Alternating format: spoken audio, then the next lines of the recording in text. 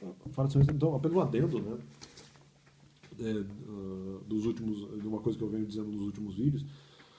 Ah, eu não, apenas um complemento sobre a questão de se eventualmente alguém lança algum tipo de argumento e é falso, mas eventualmente isso estaria gerando sofrimento da pessoa, e se eventualmente ela sofre é porque ela é maldosa. Não, mas não funciona desse jeito, né?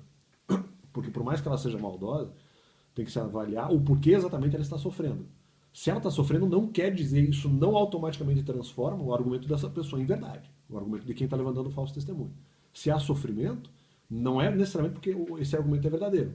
A pessoa eventualmente está sofrendo porque talvez ela tenha algum problema, por exemplo, contra Deus, alguma coisa no sentido de que ela, de repente, a pessoa não acredita que Deus pode realmente lhe dar força para responder essa questão argumentativa. Então, às vezes tem essa questão também. Essa é a grande questão. Não é que a pessoa está sofrendo porque eventualmente o argumento é verdadeiro e ela não quer aceitar. Não, o argumento é falso. O argumento é falso. E aí, como vários que eventualmente eu já escutei, esses argumentos falsos poderiam sim gerar uma grande sensação de sofrimento na pessoa, uma angústia no sentido de que, por mais que ela seja maldosa e ela está sofrendo essa angústia, mas agora ela vai ter que ter, ela não deveria ter, mas ela acaba tendo essa angústia de ter que enfrentar argumentativamente uma coisa que de repente ela acha que Deus não lhe vai ajudar. Então ela vai ter que enfrentar argumentativamente. E mesmo não só enfrentar argumentativamente, ela vai ter que ter muito trabalho para eventualmente enfrentar essa questão argumentativa lançada externamente na sua vida. Então, pelo trabalho, mas ela sofre porque ela não acredita em Deus, justamente, mas talvez por outros pecados, ou mesmo pelo pecado sexual, tudo mais, ela sofre justamente, ou até injustamente, porque agora ela vai ter que ter o trabalho de eventualmente fazer. Esse vamos dizer, a causa do sofrimento, mas não a fonte do sofrimento no sentido do pecado, porque o pecado dela é outro, né? Então, no sentido que ela não está ali, vamos dizer, tão próxima de Deus a ponto de, poxa, Deus aqui vai me ajudar nessa resposta, nessa questão específica sobre mudança comportamental. Não, nem sobre mudança comportamental, sobre questões, sobre quaisquer falsos testemunhos eventualmente lançados aí na sua vida. Então ela vai sofrer nesse sentido, no sentido que ela vai ter que ter o trabalho de eventualmente ficar respondendo. Se eventualmente ela é boa, ela não sofre. Não, mas aí ela vai ter que responder do mesmo jeito. Até porque nem todos os argumentos eventualmente me fizeram sofrer. Mas, se eventualmente uma pessoa sofre, você vai ter que perguntar, não, mas peraí, qual é o pecado que ela está cometendo para fazê-la sofrer em relação à questão argumentativa, né? É como se eles estivessem lançando o argumento, não, vamos ver se o cara vai sofrer. Não, mas aí é só você eventualmente perguntar, não bate, porque seria muito mais útil e muito mais correto realmente você trabalhar apenas com as punições adequadas ao pecado da pessoa. Não há necessidade de se lançar falso testemunho. Uma pessoa para verificar se ela vai se irritar quando eventualmente a posição justa já bastaria para qualquer tipo para sanar qualquer tipo de situação. E muitas vezes até de maneira até mais rápida, né? Mais eficiente. E muitas vezes a mentira em si, lançada, ela não caracteriza qual é o pecado da pessoa. Se eventualmente ela está sofrendo. Se ela está sofrendo, não quer dizer que o argumento era verdadeiro, era um falso testemunho feito para ver se eventualmente a pessoa sofre. Só que acontece o seguinte, se ela sofre, haveria outros meios. Se ela sofre, ela pode estar sofrendo injustamente, provavelmente esteja sofrendo injustamente, porque é um falso testemunho, mas além disso, tem que se verificar se uma punição justa eventualmente já não resolveria a questão. Não haveria necessidade de se lançar mentira e de avaliar caráter por meio de mentiras, quando eventualmente você poderia, com muita tranquilidade, apenas pelos pecados específicos da pessoa, trabalhar devida e adequadamente com aquilo que com aquilo que ela eventualmente fazia, e apenas a repreensão direta já seria suficiente para que houvesse talvez até a mudança comportamental, ou pelo menos a tentativa de mudança comportamental, inclusive, como eu já venho falando aqui no canal, pela própria proposição da pessoa, a partir do momento em que ela se propusesse a fazer alteração comportamental sem precisar de mentir a lei. Não, ele vai fazer uma mudança comportamental. Não, mas vamos lançar mentira para ver se ele sofre. Se ele sofre, ele é mal. Se ele sofre, ele é mal. Não, mas aí não é essa a questão. Ele sofre, ele é mal. Mas haveria outras formas de eventualmente avaliar o seu próprio comportamento? Ou melhor, haveria outras formas, inclusive por ele mesmo, de fazer com que ele mudasse o próprio comportamento, de ele mesmo mudar o comportamento individualmente? Tem que se avaliar isso aí, né? É isso que tem. Nós não temos que fazer uma avaliação se o sujeito é pecado ou não, porque não precisa. Você tem que fazer uma avaliação do quanto o sujeito está disposto a mudar o seu comportamento. Não pela maldade dos outros. Porque não precisa. Ah, mas a gente não sabe se ele vai fazer. Independente, deixa ele fazer no prazo dele. Deixa fazer no prazo dele. E aí verifica se ele vai conseguir ou não. Se não conseguir, é outra história. Agora, então nós vamos aqui no meio lançamento. Se a pessoa sofreu, ela está sendo. Então, na verdade, não há mal que não sofre. Se ela sofreu é porque ela é maldosa. Mas essa maldade da pessoa precisava eventualmente ser explorada em relação a um pecado que ela não cometeu? Não era melhor fazer de uma outra maneira? Realmente discordo. Não concordo com esse comportamento. Não acho que essa avaliação comportamental decorrente de quaisquer ações mundanas, né, seja aí a melhor, independentemente de qualquer permissão de Deus. Não concordo com o argumento da permissividade de Deus. Acho ele um argumento boçal, um argumento estúpido, e acho, inclusive, prefiro o argumento lógico de não, vamos trabalhar com pecados diretos, ou prefiro o argumento lógico de não, vamos permitir a pessoa mudar o seu próprio comportamental, vamos fazer isso. Se ela não conseguir outra história, outro esquema, eu prefiro realmente isso, acho muito mais adequado, muito mais fidedigno, mesma palavra. Não importa se a pessoa...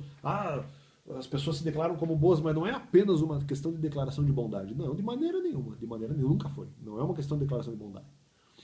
Isso aqui é uma questão de a pessoa se tornar confiável. Essa não é a questão. Também não é a questão. A questão é não é se a pessoa é confiável, se a pessoa é bondosa. A questão é dar a alternativa e dar, vamos dizer, a possibilidade, realmente. Não, aliás, não dá, porque não seria de nenhuma pessoa que esteja levantando qualquer tipo de falso testemunho sobre a outra. Não é essa pessoa que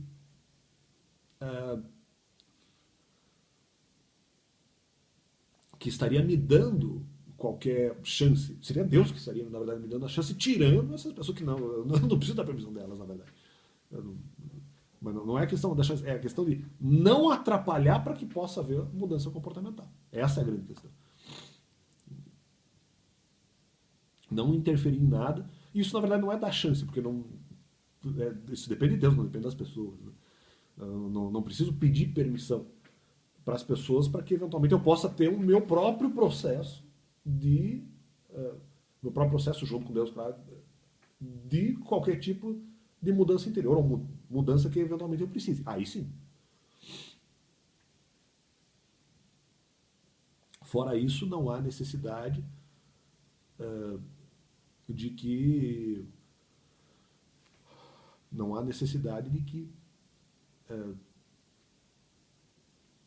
haja interferência. Aliás, fora disso, praticamente nenhuma situação há necessidade de que haja nenhum tipo de inferência ou ingerência externa, no sentido de haver qualquer mudança comportamental. Até porque a pessoa já se propôs a isso. O que eu peço, eu não peço a permissão para os outros, porque a permissão não decorre de vocês. O que eu teria de pedir a vocês é que não atrapalhem. Não lancem espinhos no meio do caminho porque eu não quero. Mas seria bom, ele vai fugir dos espinhos. Não funciona desse jeito. Deixa ele sozinho no processo. Aí depois, eventualmente, se quiser, lance. Não, depois se quiser, lance os espinhos, não, porque não é bom lançar espinhos nem para bom nem para mal. Testes muitas vezes não são necessários, caso eventualmente a pessoa. E a avaliação de comportamento não é necessária se a pessoa realmente confessou qualquer tipo de pecado prévio. Então, portanto, não há necessidade de nenhum tipo de ingerência e interferência. Outra coisa que eu venho completar a inadequação do Gustavo do Villani, né, narrando ali Itália e Espanha, não sei se eventualmente se aferindo à minha pessoa, e ele dizendo ali, na minha visão, de maneira inadequada, talvez sobre a minha pessoa, dizendo assim, não, porque no final o sujeito ali pegou e errou, não sei, nós entendemos. Como nós entendemos?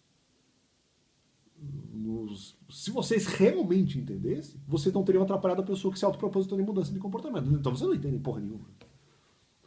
Como vocês entendem? São vocês que atrapalharam, vocês não entendem nada. Se entendesse, faria isso. Realmente o cara... peraí, nós criticamos ele, eventualmente para verificar se ele é maldoso, mas ele já estava no meio do processo de mudança comportamental. Ele já estava no meio do processo. Mas peraí. Ou pelo menos, se não no meio do processo, já tinha iniciado. Mas peraí, tem alguma coisa estranha. Não, mas tem que mudar com o bonde andando. Não, já seria feito, só que eu não posso ter espinho. Não, mas nós vamos lançar espinho. Não, mas não precisa, eu estou verificando meu problema aqui. A maldade é além do necessário, a maldade além do necessário não precisa. Não, mas para você mudar de comportamento você tem que superar o espinho. Não, eu não preciso. Eu não preciso arrepender do que eu não fiz. Para eu mudar de comportamento eu preciso enfrentar o meu pecado. Focadamente e diretamente, sem a interferência externa. Eu não preciso de vocês. Não preciso de vocês. Não preciso de espinho no meio da estrada para eu trocar o pneu. Eu preciso trocar o pneu com o bonde andando. Isso pode até ser necessário. O espinho só vai furar os outros pneus. Né? Então isso aí não tem nada a ver. É interessante, o exemplo do Rica Perrone realmente me ajudou. Essa eu vou agradecer o Rica Perrone, me deu um exemplo muito bom, me deu uma oportunidade de usar uma comparação, uma analogia com a vida relativamente interessante. Bom, acho que já deve ter acontecido alguém que literalmente trocou o pneu do bonde andando no carro mesmo, efetivamente na estrada, na rua. Então acho errado. Acho que se vocês realmente fossem, vamos dizer, pessoas misericordiosas no momento certo, em 2014 ninguém teria interferido. Ninguém teria interferido. Se isso foi parte de uma mesma atitude grupal. Foi algo absolutamente desastroso. E realmente continuo sugerindo isso. Muitas vezes a atitude desnecessária, ela não é só desnecessária e, portanto, não deveria ser executada. É pior, se uma atividade é desnecessária, ela pode acabar atrapalhando, quando o que realmente era necessário era apenas o foco. Não em coisas externas, não em espinhos, mas eu e o meu pecado. Eu e os meus pecados, e é isso aí. E busca de informação com o objetivo de fazer qualquer mudança que eventualmente eu precisasse naquele momento, porque precisaria escolher ali qual o comportamento a ser eventualmente executado. E sim, resolver qualquer tipo de maldade que eventualmente precisaria naquele momento. Uma outra questão que havia, porque eu só conseguiria verificar naquele momento. Por exemplo, naquele momento também eu não podia eventualmente ficar, mas o videogame eu não poderia ficar porque justamente era um dos objetivos, né? Então não poderia. Então, justamente, eu iria jogar videogame. Se eu realmente fizesse a escolha por continuar jogando videogame, inclusive nos anos subsequentes, eu precisaria enfrentar o TED profissional, entendeu? O TED profissional estava ali no meio. O videogame já era um objetivo. Então, isso tem que ser feito, né? Não aceito quaisquer autoridades, que não são autoridades, na verdade, inconsequentes, que eventualmente não observem individualmente o que as pessoas devem fazer. No final, eu não vejo ainda a palavra paciência, pensando bem, a palavra paciência não é uma palavra totalmente aplicável aqui. Porque como paciência, se a pessoa iniciou o processo ali, não tem paciência, com paciência.